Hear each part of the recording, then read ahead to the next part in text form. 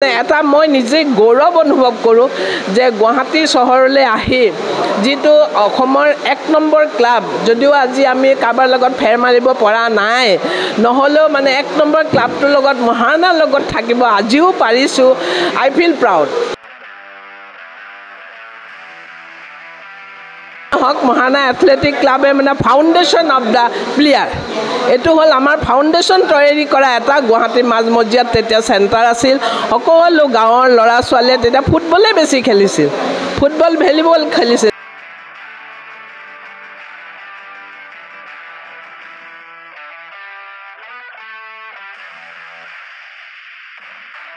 আগত কিমান মানুহে ক্লাবৰ হৈ খেলিছিল কিমান ট্ৰফি পাইছিল সেইবিলাক মানে এতিয়াহে ভাবোঁ তেতিয়া মানে এইবিলাক শিৱসাগৰ গাঁৱৰ পৰা আহিছোঁ তাৰপিছত মোক এই মহানা ক্লাবৰ লাইফ মেম্বাৰ বনালে বাবুহঁতে তাৰপিছৰ পৰা আৰু মই ক্লাব এৰিব নোৱাৰা হ'লোঁ আমি সৰু সৰু প্লেয়াৰবোৰ বিচাৰি ইণ্টাৰ ক্লাব খেলাওঁ তাৰপিছত আমাৰ ক্লাব চেম্পিয়ন হয় কেতিয়াবা টাউন ক্লাব আমাৰ আৰু চাই ভিতৰত বিৰাট কম্পিটিশ্যন কিন্তু আমাৰ ল'ৰা ছোৱালীয়ে সদায় মেডেল পাইছিল ঠিক তেনেকৈ আমাৰ যদি একাডেমিটো হয়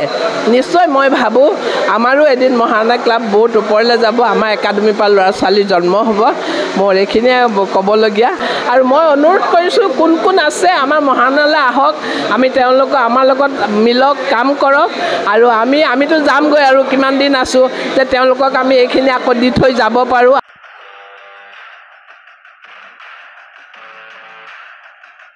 মই গুৱাহাটীত 1974 17 জানুৱাৰীত গুৱাহাটীত পদাৰ্পণ কৰিছোঁ আৰু মই 18 জানুৱাৰীত ইণ্টাৰ ক্লাব খেলিছোঁ সেই সময়ত মই টাউন ক্লাবৰ হৈ খেলিছিলোঁ আৰু মই নেক্সট ডে খেলিয়ে 3টা গ'ল্ড মেডেল পাইছিলোঁ পোৱাৰ পিছত তাৰ কিছুদিন পিছত ইয়াতে দেৱব্ৰত বেনাৰ্জী আছিল আমাৰ বাবুল ফুকন আছিল সিহঁতে এইফালেদি ময়ো প্ৰায় চাইকেল লৈ স্কুটি লৈ যাওঁ আৰু এই মহানা ক্লাবৰ আজি যিটো কথা উঠিল ইয়াতে এটা সৰু ঘৰ আছিল ঘৰটোৰ মুখত দলং আছিল তাতে দেখোঁ কেইজনমান মানুহে এনেকুৱা বুঢ়া মানুহ এনেকুৱা বহি থাকে তাতে প্ৰেমদা ককায়েকো প্ৰায় পাইছিলোঁ শশীত দাক পাইছিলোঁ হা তাৰপিছত এনেকৈ আমি পিছফালেদি যাওঁ এটা ঘৰ আছিল বহুত কিতাপ আছিল বহুত মানুহৰ ফটো আছিল ডাঙৰ ডাঙৰ ট্ৰফিবিলাক আছিল মই ভাবিছোঁ বা ইমান ডাঙৰ ডাঙৰ ট্ৰফি এইবিলাক তাৰমানে আগত কিমান মানুহে ক্লাবৰ হৈ খেলিছিল কিমান ট্ৰফি পাইছিল সেইবিলাক মানে এতিয়াহে ভাবোঁ তেতিয়া মানে এইবিলাক শিৱসাগৰ গাঁৱৰ পৰা আহিছোঁ তাৰপিছত মোক এই মহানা ক্লাবৰ লাইফ মেম্বাৰ বনালে বাবুহঁতে তাৰপিছৰ পৰা আৰু মই ক্লাব এৰিব নোৱাৰা হ'লোঁ মই 78 মান মহানা ক্লাবৰ হৈছোঁ কিন্তু তাৰ আগৰ পৰাও মই মহানা ক্লাবৰ মিটিঙে চিটিঙে আহোঁ আৰু তাৰপিছত এথলেটিক মিট হ'লে আমাৰ এটা দুখৰ বিষয় হ'ল কি আমি ৰেলৰ কাৰেণ্ট প্লেয়াৰখিনিয়ে কোনো ক্লাব খেলিব নোৱাৰোঁ কাৰণ ৰেল এটা টীম জইন কৰে সেইকাৰণে আমি সৰু সৰু প্লেয়াৰবোৰ বিচাৰি ইণ্টাৰ ক্লাব খেলাওঁ তাৰপিছত আমাৰ ক্লাব চেম্পিয়ন হয় কেতিয়াবা টাউন ক্লাব আমাৰ আৰু চাই ভিতৰত বিৰাট কম্পিটিশ্যন কিন্তু আমাৰ ল'ৰা ছোৱালীয়ে সদায় মেডেল পাইছিল আৰু এই মানে এটা মই নিজে গৌৰৱ অনুভৱ কৰোঁ যে গুৱাহাটী চহৰলৈ আহি যিটো অসমৰ ১ নম্বৰ ক্লাব যদিও আজি আমি কাৰোবাৰ লগত ফেৰ মাৰিব পৰা নাই নহ'লেও মানে ১ নম্বৰ ক্লাবটোৰ লগত মহানাৰ লগত থাকিব আজিও পাৰিছোঁ আই ফিল প্ৰাউড মই বহুত গৌৰৱ অনুভৱ কৰোঁ আৰু যিসকলে আমাৰ লগত আছে জড়িত আৰু সকলোৱে যিকেইজনে আহে ইয়াতেতো কোনো টকা পইচাৰ বেপাৰ নাই মই এতিয়া চাওক সেই ৰেডিচন ব্লু হোটেলৰ ওচৰত থাকোঁ ৰাতি মিটিংখন হ'লেও মই ইয়ালৈ আহোঁ আহি মিটিং এটেণ্ড কৰোঁ দুই এষাৰ কথা কওঁ কেতিয়াবা কিবা এটা কাম দিলে কৰোঁ আৰু যিসকল আমাৰ নতুন ল'ৰা ছোৱালী বিশেষকৈ এথলেটিক্সৰ লগত মই জড়িত আমাৰ বাবু এইটো আব্দুল বাৰেক আছে বা মই সদায় কওঁ চা আমাৰ এথলেটিক টিমটো অলপ ভালকৈ ৰাখিবা আজি 2 বছৰমান আমি মানে চেম্পিয়ন বা ৰানাৰ্ছ আপ হোৱা নাই কিন্তু আমাৰ ল'ৰা ছোৱালীয়ে এই ক্লাবৰ পৰা মেডেলো পাইছে আৰু আমাৰ ক্লাবৰ ল'ৰা ছোৱালীয়ে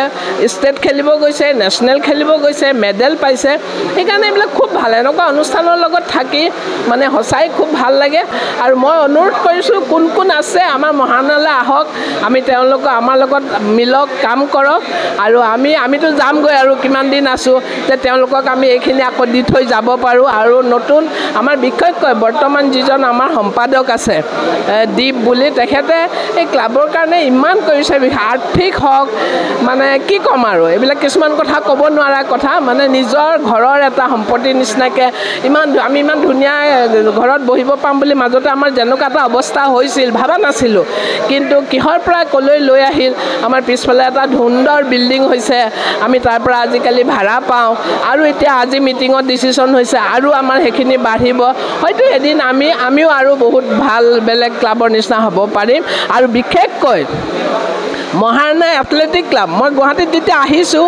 মহাৰণা এথলেটিক ক্লাব, তাৰমানে এথলেটিক ক্লাব এইটো, আৰু মই মানে এইটো যে নামটো তেতিয়া নাজানোতো, তেতিয়া মানে শেষত দেখিছোঁ মহাৰণা এথলেটিক ক্লাবত ফুটবল কিয় হয়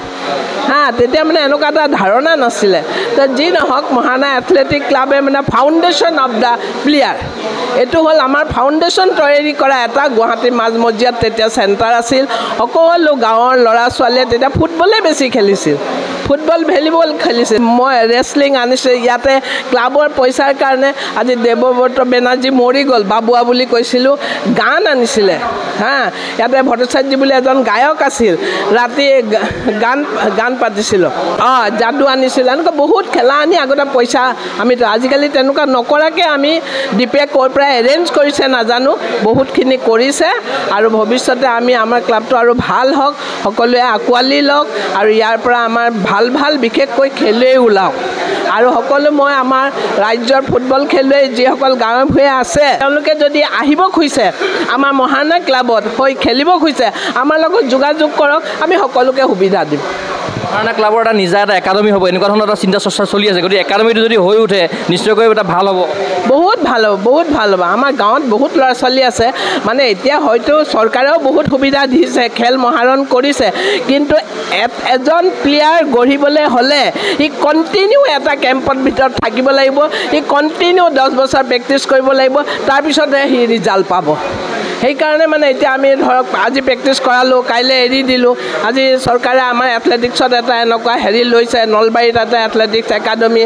এইটো কৰি যদি কণ্টিনিউ আমি ল'ৰা ছোৱালীক প্ৰেক্টিছ কৰাব পাৰোঁ, তেনেহ'লে ইন ফিউচাৰ আমি এথলেট ভোগেশ্বৰ বৰুৱা,